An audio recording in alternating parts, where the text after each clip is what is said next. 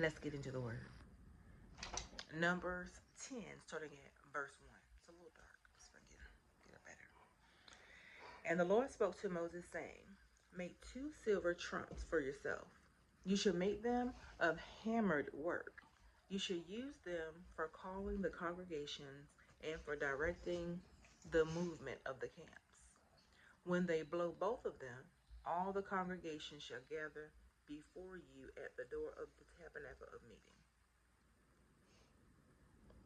But if they blow only one, then the leaders, the heads of the divisions of Israel, shall gather to you. When you sound the advance, the camps that lie on the east side shall then begin their journey. When you sound the advance the second time, the camps that lie on the south side shall begin their journeys. And when the assembly is to be gathered together, you shall blow, but not sound the advance. The sons of Aaron, the priests, shall blow the trumpets, and these shall be to you as an ordinance forever throughout your generations.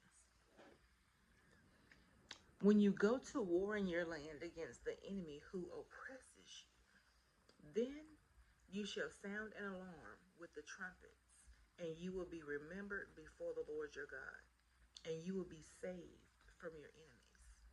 Also, in the day of your gladness, in your appointed feast, and at the beginning of your months, you shall blow the trumpets over your burnt offerings and over your sacrifices of your peace offerings, and they shall be a memorial for you before your God. I am the Lord your God.